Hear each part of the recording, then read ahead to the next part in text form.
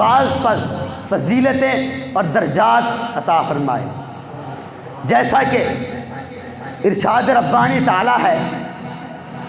تلک الرسل فضلنا بعضهم علی بعض،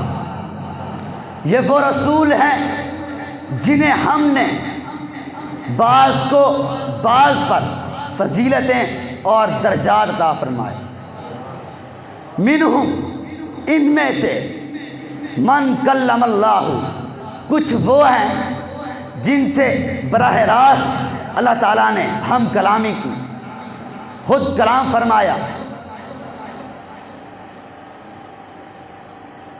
ورفع بعضهم درجات،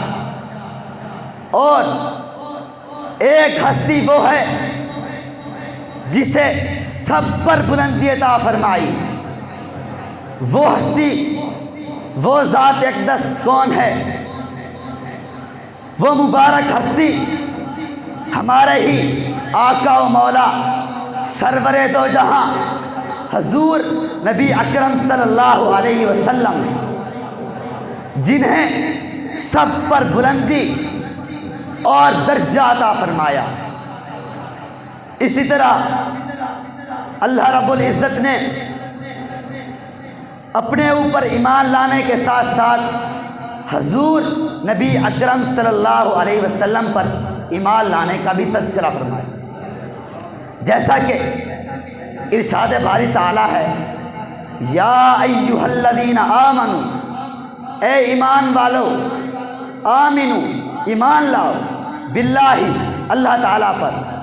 ورسولہ، اور اس کے رسول پر۔ اس سے ثابت ہوا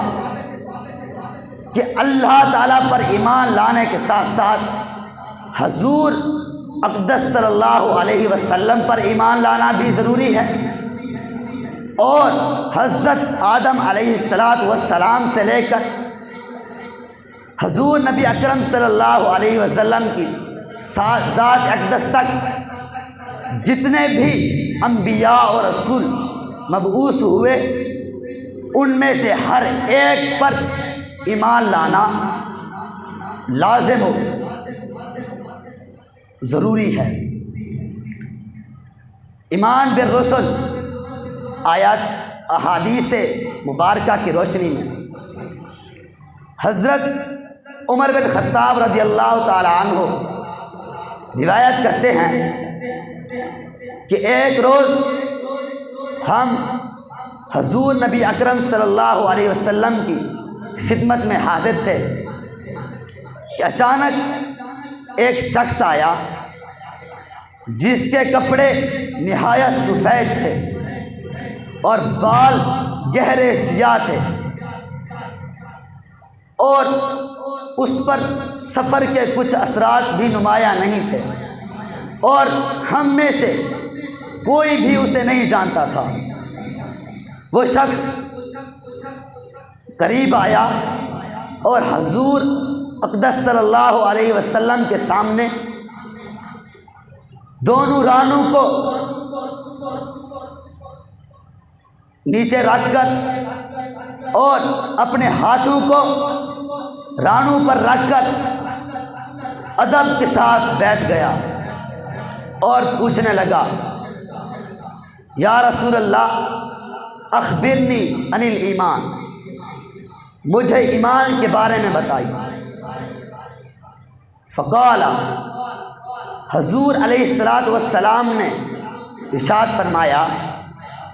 ان تؤمن باللہ، ایمان یہ ہے کہ تو ایمان لا اللہ تعالیٰ پر، وملائکتہ، اور اس کے فرشتوں پر، وکتبہ، اور اس کی کتابوں پر، ورسلہ، اور اس کے رسولوں پر، والیوم الآخر، اور تو ایمان لا آخرت کے دن پر۔ پھر وہ شخص، اس نے بہت سے سوالات کیے، پھر وہ پوچھ کر چلا گیا۔ صحابہ کرام نے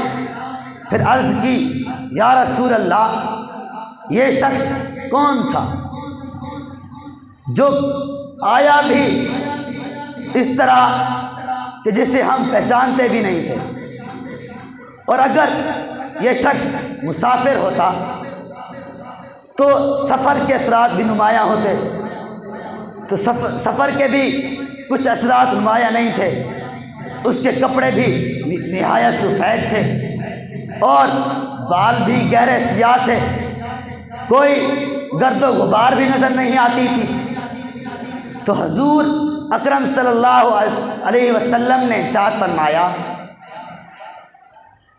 کہ اے لوگو، یہ شخص جاننا چاہتے ہو کون تھا؟ صحابہ کرام نے عرض کی، جی یا رسول اللہ، ضرور بتائیے کہ یہ شخص کون تھا۔ تو حضور اکرم صلی اللہ علیہ وسلم نے ارشاد فرمایا کہ یہ خود جبریل امین تھے، جو تمہیں یہ بتانے آئے تھے کہ اگر کوئی چیز حاصل کرنی ہو، کسی چیز کے بارے میں پوچھنا ہو تو کس طرح پوچھا جائے، اس کا بیٹھنے کا طریقہ کیا ہے، اس میں ادب کس چیز میں ہے، وہ تمہیں بتانا چاہتے تھے۔ جب اس شخص نے پوچھا نا کہ مجھے ایمان کے بارے میں بتائیں، جب حضور سب کچھ بتا چکے تو اس نے کہا کہ آپ نے بالکل سچ کہا۔ تو صحابہ کو اس بات پر بھی تعجب ہوا کہ سوال بھی خود کرتا ہے اور جواب بھی خود دیتا ہے، اس سے معلوم ہوتا ہے یہ پہلے سے جانتا تھا۔ اس لیے حضور نے فرمایا کہ یہ خود جبریل امین تھے، صرف تمہیں بتانے آئے تھے کہ سوال کس طرح کیے جائے، اگر کسی سے کوئی چیز لینی ہو تو لینے کا طریقہ کیا ہے، ادب کس چیز میں ہے۔ اسی طرح حضور نبی اکرم صلی اللہ علیہ وسلم نے حضرت عدی بن حاتم رضی اللہ تعالی عنہ سے فرمایا، اسلم تسلم، کہ اے عدی اسلام قبول کر لو، تسلم محفوظ ہو جاؤ گے۔ تو حضرت عدی بن حاتم رضی اللہ تعالی عنہ عرض کرتے ہیں، فرماتے ہیں کہ میں نے حضور نبی اکرم صلی اللہ علیہ وسلم سے عرض کی، یا رسول اللہ، وہ فرماتے ہیں فقلت، میں نے کہا، مل اسلام، اسلام کیا ہے؟ تو حضور نبی اکرم صلی اللہ علیہ وسلم نے ارشاد فرمایا، فقال، حضور نبی اکرم صلی اللہ علیہ وسلم نے فرمایا، تشہد، تو گواہی دے، اللہ الہ الا اللہ، کہ اللہ تعالیٰ کے سوا کوئی معبود نہیں، وَإِنِّي، اور بے شک میں، رسول اللہ، اللہ کا رسول ہوں۔ ان تمام قرآنی آیات اور احادیث مبارکہ سے یہ ثابت ہوتا ہے کہ ایمان بالرسل کے ساتھ ساتھ ایمان بالرسل بھی لانا لازم ہے، یعنی تمام رسولوں پر بھی ایمان لانا لازم ہے اور ان پر نازل ہونے والی کتب پر بھی ایمان لانا لازم ہے۔ اسی لیے کیونکہ ٹائم مختصر ہو چکا ہے، اس لیے میں آخر میں دعا گو ہوں کہ اللہ تعالیٰ اس مسجد کو تا قیامت آباد و شاد فرمائے اور ہمیں دین سیکھنے، سکھانے اور لوگوں کو دین کی طرف راغب کرنے کی توفیق عطا فرمائے۔ اور آخر میں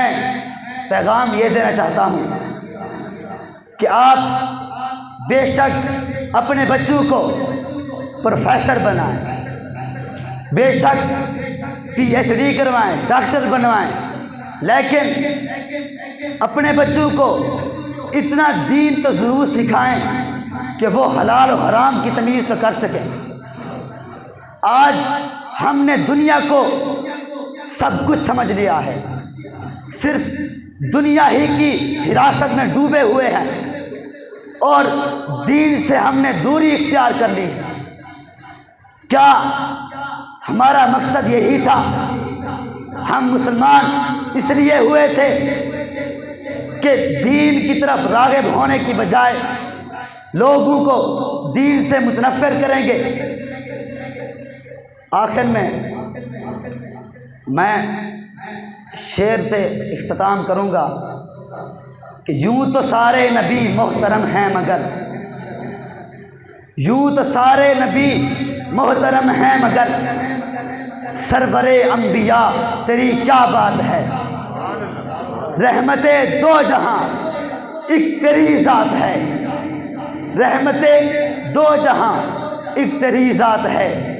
اے حبیب خدا تیری کیا بات ہے، وما علینا الا البلاغ المبین۔